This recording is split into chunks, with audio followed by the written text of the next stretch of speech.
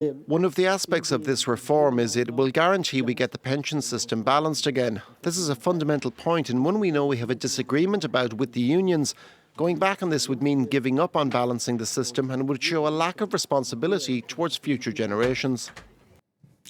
Well, let's talk a bit more about the politics of all of this with our French politics editor, Mark Perelman. And Mark, this is going to Parliament next week. How much opposition do you think the government's going to face to this bill when it gets there? There will be opposition, but it seems the government has the votes to pass this through Parliament, both at the National Assembly and at the Senate. The reason is that they've essentially clinched a deal with the Conservative group. There are only 10% of the MPs at the National Assembly, but they are the key to reaching a majority in the Parliament, which the government and its majority don't have right now. And basically, both camps agreed that they want to push the legal age of retirement from 62 to 64 and want to have those who work contribute longer to the system and pay more to be able to finance the system, because yes, they say this is needed to balance the system. If not, there'll be debt and this is unsustainable. So it seems they will have the votes in Parliament.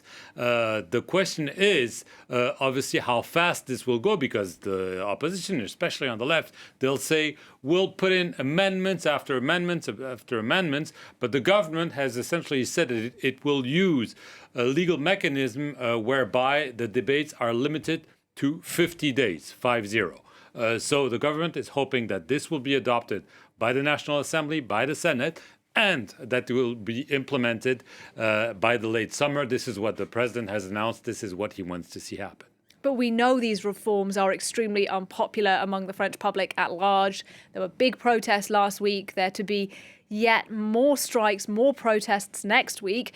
Do you think ultimately whether this goes ahead or not, will be decided in the streets? Well, clearly the streets are going to be extremely important. They've been in the past for such attempts at reforming the pension system. Obviously, the government doesn't want to see this. Is that, well, this is going through Parliament, but it's a bit schizophrenic because in a way they know that the decision is going to be on the streets. The first test was last Thursday, and the unions really were able to bring a lot of people, much more than they thought, much more than the government hoped for, on the streets, not only of Paris, but in many cities across the country. In addition, there are strikes, and this is only the beginning. You have a united union front, which doesn't happen very often. All the 8 major unions are staunchly against the reform.